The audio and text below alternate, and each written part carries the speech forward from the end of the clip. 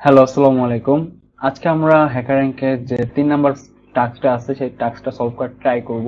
আমাদের 3 নাম্বার টাস্কটা হলো গিয়ে sum and difference of two numbers. হ্যাঁ, তো এটা আমরা সলভ করতে যাচ্ছি। দেখি আহ, প্রতিবারের মতো আমি আবারও বলতেছি যে এখানে অবজেক্টিভে অনেক কিছুই লেখা আছে, এগুলো আর কি জাস্ট একটু আমার থিওরিটিক্যাল, আমার এই প্রবলেম সলভ করতে কি কি লাগবে এগুলো আর কি বলা আছে। তো এত কিছু আমাদের পড়ার দরকার নেই। আমি যে ভিডিওটা মানে করতেছি এখন, এখানে যে কথাগুলো বলবো এগুলো আর কি এখানে বলা আছে, এটাই আর কি, আর কিছুই না।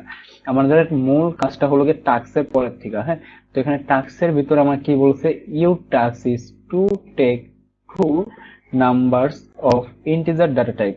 আমাকে বলছে আমাকে দুইটা ইন্টিজার ডাটা টাইপের নাম্বার নিতে আর two number of float data type as input and output their sum. আমাকে বলছে ইন্টিজার দুইটা ডাটা টাইপ নিতে আর দুইটা ফ্লোট ডাটা টাইপ নিতে। হ্যাঁ, এগুলো আমার সাম বের করতে বলছে।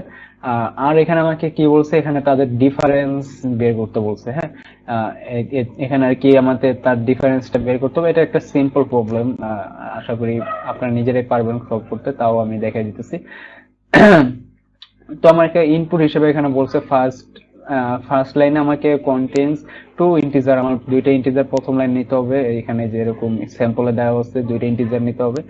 দেন পরবর্তীতে বলছে সেকেন্ড লাইনে আমাকে দুইটা ফ্লোট নিতে বলছে। হ্যাঁ, এই যে ফ্লোট ডাটা টাইপের দুইটা ফ্লোট নিতে বলছে, আর এগুলোর আমার সাম বের করতে হবে, ইন্টিজারের সাম বের করতে হবে।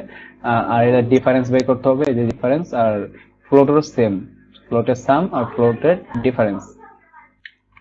তো প্রবলেমটা আমি সলভ করতে যাচ্ছি। এখানে প্রথম আমি ইন্টিজার নিলাম, ইন্টিজার টাইপের দুইটা ডাটা টাইপ নিব, একটা n1 একটা n2। দেন ফ্লোটের জন্য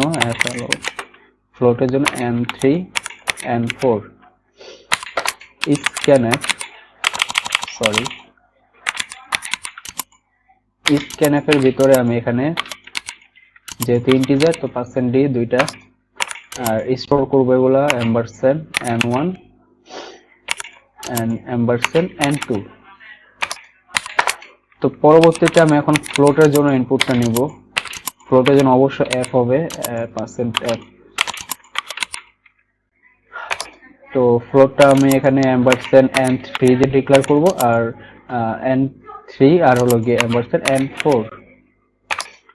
আচ্ছা, তো এখন আমাকে কি করতে হবে, সাম, ইন্টিজারের সাম বের করতে হবে, ফ্লোটেরও সাম বের করতে হবে। সাম ইকুয়ালস টু, আমি ইন্টিজারের জন্য এখানে সাম ভেরিয়েবলটা ডিক্লেয়ার করে নেই, তো এটা সাম।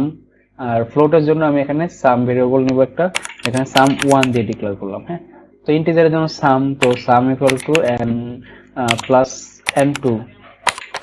ফ্লোটের জন্য S M two sorry one দিয়ে ডিক্লেয়ার করছি, S M one N three যোগ এন ফোর।